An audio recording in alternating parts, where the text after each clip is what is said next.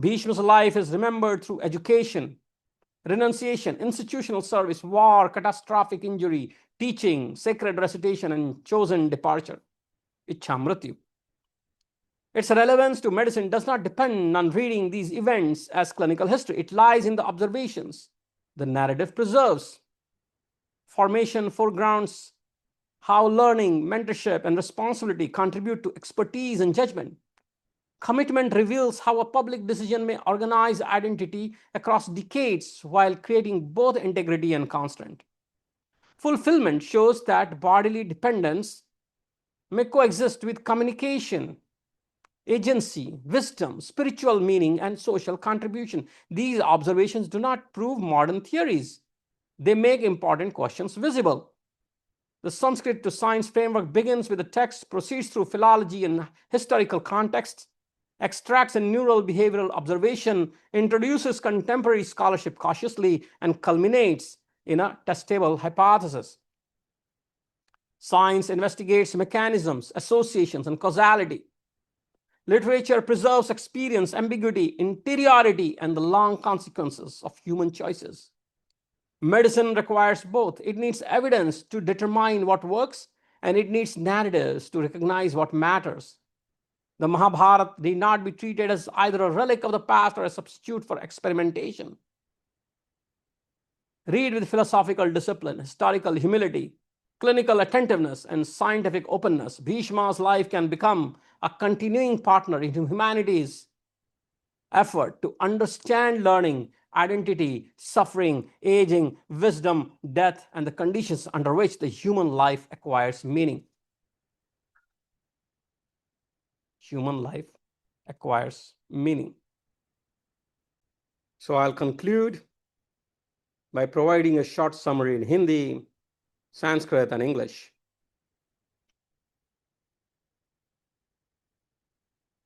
अंत में भीष्म का जीवन हमें केवल महाभारत के एक महान पात्र की कथा नहीं सुनाता, यह हमारे सामने एक संपूर्ण मानवीय जीवन रखता है। शिक्षा और व्यक्तित्व निर्माण से लेकर प्रतिज्ञा और उत्तरदायित्व तक, संघर्ष और विनाशकारी शारीरिक आघात से लेकर ज्ञान, गरिमा, आध्यात्म और मृत्यु की सचेत स्वीकृति तक। इस व्याख्यान में मैंने भीष्म के जीवन को 3 चरणों में समझने का प्रयास किया है: निर्माण, प्रतिबद्धता और परिपूर्णता। उनका निर्माण हमें शिक्षा, गुरु शिष्य परंपरा, बहुविषयी ज्ञान, अभ्यास, स्मृति और नेतृत्व के विकास पर विचार करने के लिए प्रेरित करता है। उनकी प्रतिबद्धता यह दिखाती है कि एक सार्वजनिक प्रतिज्ञा व्यक्ति की पहचान को स्थिरता, उद्देश्य और असाधारण धैर्य उद्देश्य दे सकती है, किंतु वही प्रतिज्ञा बदलती परिस्थितियों में उसकी अनुकूलनशीलता को सीमित भी कर सकती है। उनके जीवन का अंतिम चरण हमें बताता है कि गंभीर शारीरिक निर्भरता के बाद भी संवाद, निर्णय क्षमता, ज्ञान, सामाजिक योगदान, आध्यात्मिक अर्थ और मानवीय गरिमा सुरक्षित रह सकते हैं। किंतु उस पूरे अध्ययन का उद्देश्य यह सिद्ध करना नहीं है कि महाभारत आधुनिक तंत्रिका विज्ञान या चिकित्सा विज्ञान की पुस्तक है। साहित्यिक वैज्ञानिक प्रमाण का स्थान नहीं ले सकता। साहित्य वैज्ञानिक प्रमाण का स्थान नहीं ले सकता और आधुनिक वैज्ञानिक शब्दों को प्राचीन संस्कृत अवधारणाओं पर आरोपित नहीं किया जा सकता या किया जाना चाहिए। इसके बजाय मेरा प्रस्ताव एक अनुशासित संवाद का है। पहले मूल संस्कृत पाठ, फिर उसका भाषा शास्त्रीय और ऐतिहासिक विवेचन, उसके बाद तटस्थ होकर मानवीय अवलोकन, आधुनिक विज्ञान से सावधान तुलना और अंततः एक ऐसी परिकल्पना जिसे भविष्य में वैज्ञानिक विधियों द्वारा जांचा जा सके। विज्ञान हमें यह समझने में सहायता करती है या करता है कि कोई प्रक्रिया कैसे घटित होती है। साहित्य हमें यह समझने में सहायता करता है कि वह अनुभव मनुष्य के लिए क्या अर्थ रखता है। चिकित्सा को दोनों की आवश्यकता है, प्रमाण की भी और करुणापूर्ण मानवीय समझ की भी। भविष्य में इस कार्य को आगे बढ़ाने के लिए संस्कृत विद्वानों, महाभारत के विशेषज्ञों, इतिहासकारों, चिकित्सकों, तंत्रिका विज्ञानियों, मनोवैज्ञानिकों, जरा विज्ञान और प्रशासमक चिकित्सा के विशेषज्ञों, नीति शास्त्रियों तथा चिकित्सा शिक्षकों के बीच वास्तविक सहयोग आवश्यक होगा। हम मिलकर यह जान सकते हैं कि शिक्षा, प्रतिज्ञा, पहचान, संज्ञानात्मक दृढ़ता और गंभीर विकलांगता के बाद व्यक्तित्व जीवन के अंतिम चरण में गरिमा और आध्यात्मिक अर्थ जैसे विषयों को आधुनिक अनुसंधान में किस प्रकार जिम्मेदारी पूर्वक रूपांतरित किया जा सकता है। आज का यह व्याख्यान किसी अंतिम निष्कर्ष की घोषणा नहीं है, यह एक संवाद का आरंभ और सहयोग का निमंत्रण है। यदि इस प्रयास से संस्कृत के किसी मूल पाठ को अधिक सावधानी से पढ़ा जाए, चिकित्सा का कोई नया प्रश्न उत्पन्न हो अथवा किसी गंभीर रूप से अस्वस्थ व्यक्ति को उसकी शारीरिक अक्षमता से परे एक संपूर्ण मनुष्य के रूप में देखा जाए, तो मैं इस प्रयास को सार्थक समझूंगा। अन्ते अहम एतदेव निवेदयितुम इच्छामि यत भीष्मस्य जीवन वृत्तान्तः केवलं महाभारतस्य कस्यचित् महापुरुषस्य कथा नास्ति। तत्र शिक्षणं, गुरुपदेशः, प्रतिज्ञा, कर्तव्यनिष्ठा, नेतृत्वं, धर्मसङ्कटः, घोरः शारीरिकाघातः, वेदना, ज्ञानदानम्, आध्यात्मिकता, गरिमा तथा मृत्योः सचेतना स्वीकृतिः एते सर्वे एकस्मिन् दीर्घजीवन वृत्तान्ते दृश्यन्ते। अस्मिन् व्याख्याने भीष्मस्य जीवनं त्रिषु अवस्थासु विचारितं। निर्माणं, प्रतिबद्धता, परिपूर्णता च। निर्माणावस्था अस्मान् शिक्षायाः, गुरु शिष्य संबंधस्य, अभ्यासस्य, स्मृतेः बहुविषयक ज्ञानस्य तथा नेतृत्व विकासस्य विषये चिन्तितुं प्रेरयति। प्रतिबद्धतायाः अवस्था दर्शयति यत् सार्वजनिक प्रतिज्ञा मनुष्यस्य व्यक्तित्वाय स्थैर्य, प्रयोजनं, दृढ़तां च दातुं शक्नोति, किन्तु सा एव प्रतिज्ञा परिवर्तितासु परिस्थितिषु अनुकूलं शक्तिं सीमितमपि कर्तुं शक्नोति। परिपूर्णतया अवस्था दर्शति यत् घोर शारीरिक अपराधीनतायामपि संवादः, निर्णय शक्तिः, ज्ञानं, सामाजिक योगदानम्, आध्यात्मिक कार्यः, मानवीय गरिमा च अविष्टाः भवितुं शक्नुवन्ति। परन्तु महाभारतम् आधुनिकस्य तंत्रिका विज्ञानस्य, चिकित्सा विज्ञानस्य या ग्रन्थः इति प्रतिपादनम् अस्य प्रयासस्य उद्देश्यं नास्ति। अस्य प्रयासस्य उद्देश्यं नास्ति। साहित्यं वैज्ञानिक प्रमाणस्य स्थानं न गृह्णाति। आधुनिक वैज्ञानिक संकल्पना प्राचीन संस्कृत पदेषु बलात् आरोपणीयाः न सन्ति। अतः अत्र एकः अनुशासितः मार्गः प्रस्तावितः। प्रथमं मूल संस्कृत पाठः, ततः भाषाशास्त्रीयम् ऐतिहासिकं च परीक्षणम्, अनन्तरं निष्पक्षं मानवीयवलोकनम्, आधुनिक विज्ञानेन सावधानीपूर्वकं तुलनात्मक चिन्तनम्, अन्ते च परीक्षण योग्या परिकल्पना। विज्ञानं कथयति काचित् प्रक्रिया कथं भवति, साहित्यं पृच्छति सा प्रक्रिया मनुष्यस्य जीवने किम् अर्थं धारयति। चिकित्सा विज्ञानाय उभयो आवश्यकता अस्ति, प्रमाणस्य अपि करुणायुक्त मानवीय बोधस्य अपि।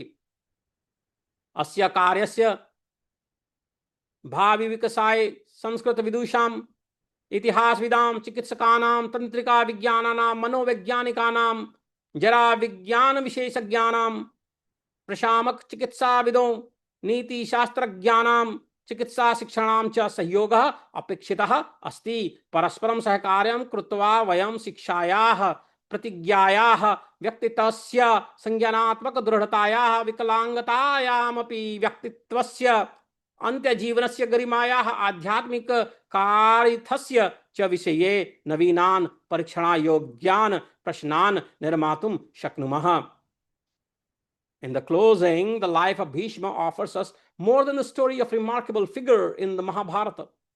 It presents an entire human life, from education and the formation of expertise to commitment and institutional responsibility, and from moral conflict and catastrophic bodily injury to teaching, dignity, spiritual meaning, and consciously oriented death.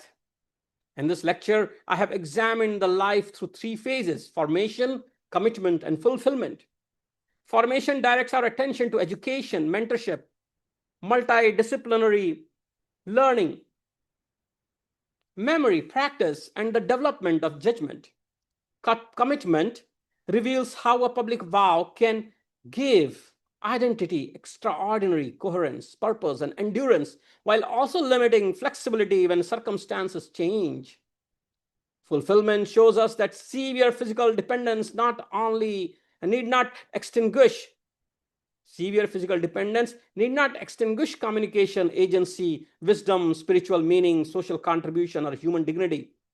The purpose of this inquiry, however, is not to claim that Mahabharata is a textbook of modern neuroscience or medicine. Literature is not biomedical evidence, and contemporary scientific concepts should not be imposed retrospectively upon Sanskrit categories. What I have proposed is a disciplined pathway beginning with primary Sanskrit text, proceeding through philological and historical interpretation, identifying a neutral human observation, comparing it cautiously with contemporary scholarship, and finally formulating a hypothesis that can be tested and, if necessary, rejected.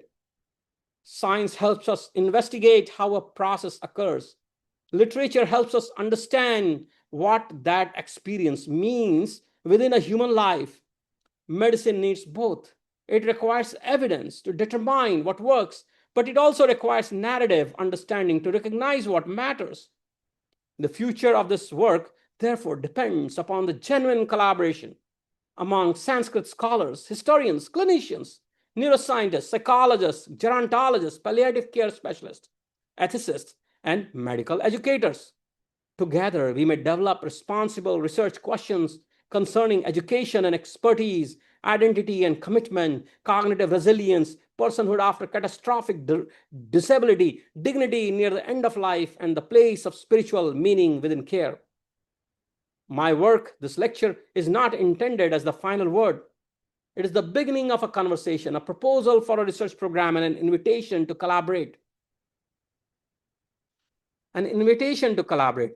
Adyatanam व्याख्यानम न अंतिम निर्णयः अपितु संवादस्य आरंभः अनुसंधानस्य प्रस्तावः सहयोगस्य च सादरं निमंत्रणम् अस्ति. यह जो व्याख्यान है किसी अंतिम निष्कर्ष की घोषणा नहीं है, यह एक संवाद का आरंभ और सहयोग का निमंत्रण है. यदि इस प्रयास से संस्कृत के किसी मूल पाठ को अधिक सावधानी से पढ़ा जाए, चिकित्सा का कोई नया प्रश्न उत्पन्न हो, अथवा किसी गंभीर रूप से अस्वस्थ व्यक्ति को किसी शारीरिक अक्षमता से परे एक संपूर्ण मनुष्य के रूप में देखा जाए, तो मैं इस प्रयास को सार्थक मानूंगा. और इसी भावना के साथ अपनी बात समाप्त करता हूं. आप सभी को बहुत बहुत धन्यवाद. Thank you so much.